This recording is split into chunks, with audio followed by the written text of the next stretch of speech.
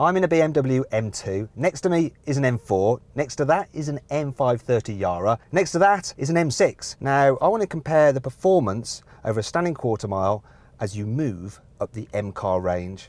We've got a guest driver with us today. It's Paul Wallace from Supercars of London. He's in the M6, we're giving him the best car, and yeah, we're going to see what happens. Now, this M2 is actually manual, so I'm going to have to display a fair bit of skill because all the other cars are automatic. Right then, let's get on with the race.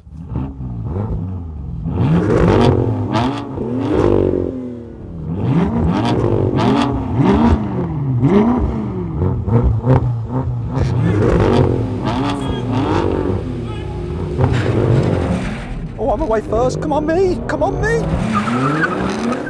Traction there. Oh, poor gearbox. I'm ahead!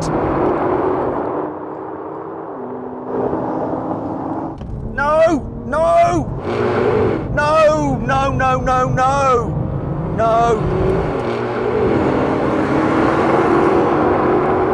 No! That's over. Oh! Right, okay. I got a wicked start. Wicked start.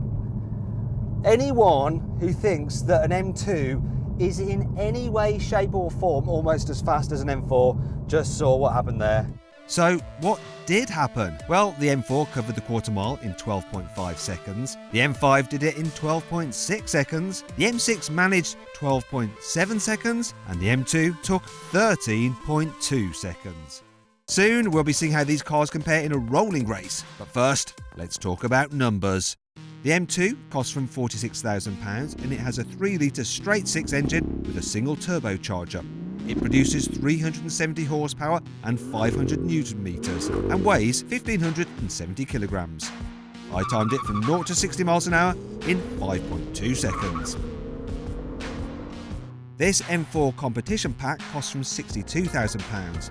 It's powered by a 3-litre straight-six with 2 turbochargers. It has 450 horsepower and 550 newton meters and weighs 1,535 kilograms. I timed the M4 from 0 to 60 miles an hour in 4.1 seconds.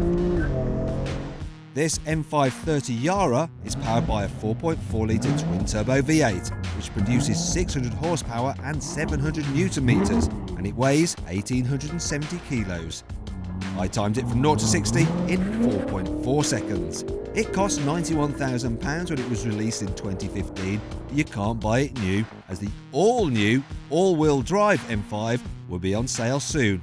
Finally, this is the M6 and it's the competition pack, which means it's powered by the same 600 horsepower 4.4-litre V8 twin turbo as the M5, but it weighs a little more at 1,925 kilos. I timed it from 0 to 60 in 4.5 seconds. If you want one of these, it'll cost you £96,000. Now then, let's see how these cars compare in a rolling race. We're doing 50 miles an hour. Everyone's going to pull level, and then I'm going to count down 3, 2, 1, we're going to mash the throttle.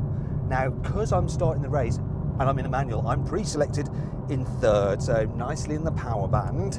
They're in sports mode, in their gearboxes, they're auto, so they'll have to kick down, but I'm the underdog. You know, I've got to get some kind of advantage.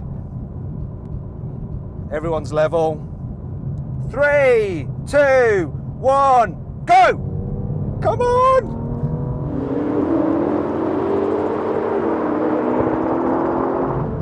I think I definitely had an advantage there, just being in gear, but God.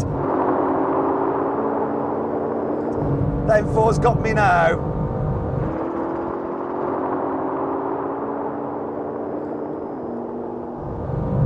That's the end. We know what's happening. We know. Essentially, the M5 and M6 were pretty much neck and neck and dropped the M4, which, despite being a bit slow to kick down a gear, eventually flew past the little M2. But did I really care? It might be the slowest, but I prefer it. I definitely do. It's just, I don't know, smaller, a bit more nimble, feel more engaged or in tune with the car. So it's got character. Speed is not everything, and it's easily fast enough.